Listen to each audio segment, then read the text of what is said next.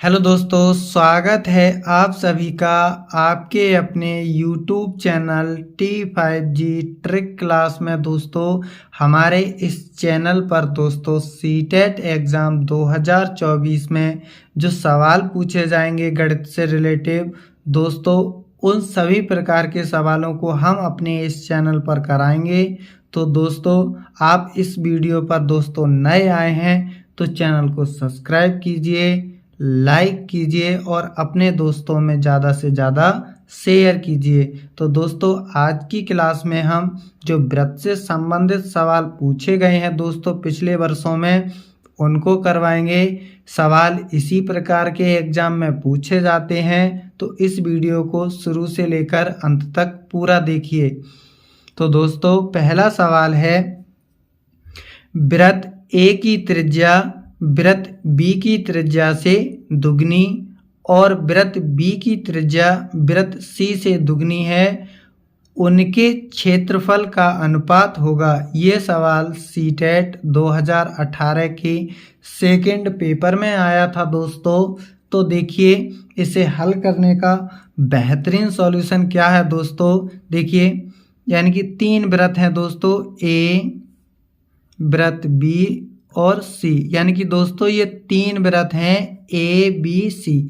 अब हमसे बोला है वृत्त ए की जो त्रिज्या है वृत्त बी की त्रिज्या से दो गुनी है।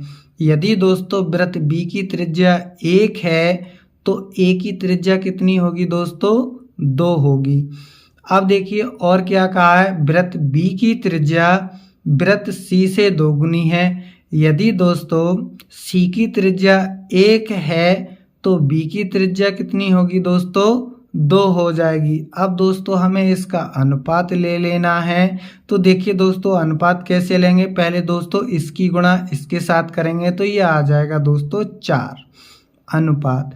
अब दोस्तों इसकी गुणा करेंगे तो 2 एकम 2। अब दोस्तों हमें इसकी गुणा करनी है तो ये आ जाएगा 1 एकम 1। अब दोस्तों ये तो आ गया इनकी त्रिज्याओं का अनुपात। अब हमसे पूछा है उनके क्षेत्रफलों का अनुपात, तो दोस्तों इसका कर देते हैं हम वर्ग। जब इसका वर्ग करेंगे तो ये आ जाएगा 16 अनुपात 4 अनुपात 1। तो यानी कि ए ऑप्शन एकदम सही होगा।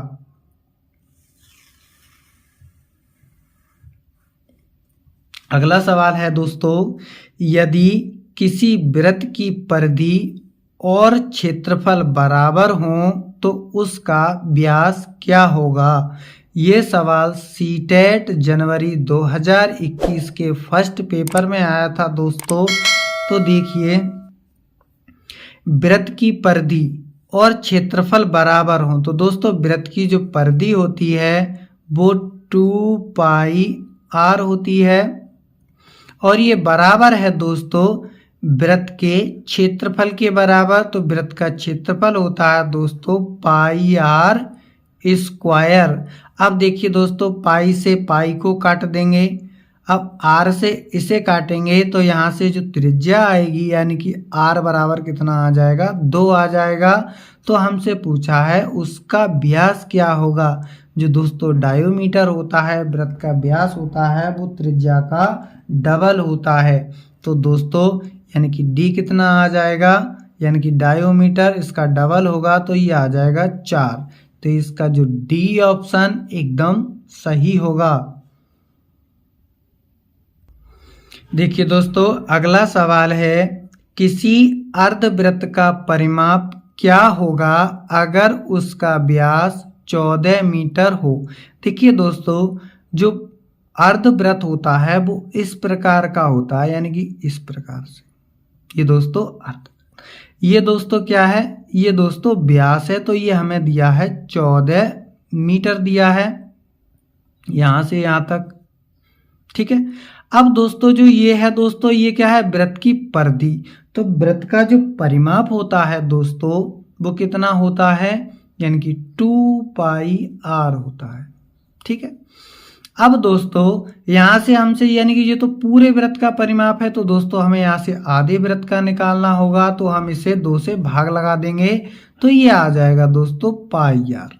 लेकिन ये तो दोस्तों इतना है, इतना यानी कि इतने भाग का परिमाप आया, तो ये भी साइड तो हमें निकालनी है। तो दोस्तों इसमें क्या करेंगे, व्यास को ऐड कर देंगे, तो उसका परिमाप यानी कि पैरामीटर आ जाएगा दोस्तों कितना, यानी कि पाई आर और प्लस दोस्तों यानी कि क्या, यानी कि जो व्यास है उसे भी हम क्या कर देंगे, जोड़ देंगे, यानी कि डायोमीटर को जोड़ना है। पाई का मान दोस्तों हम 22/7 लगा लेते हैं, ठीक है। अब त्रिज्या यानी कि त्रिज्या होती है दोस्तों व्यास की आधी होती है, तो इसे 2 से भाग लगाएंगे तो यहाँ 7 मीटर आ जाएगा, और प्लस दोस्तों 14 यानी कि व्यास कितना दिया है सवाल में, 14 दिया है, 7 से 7 कट जाएगा। अब इसे जोड़ेंगे दोस्तों तो कितना हो जाएगा, 22 + 14 यानी कि 36 मीटर। तो ये इसका जो ए ऑप्शन एकदम सही होगा।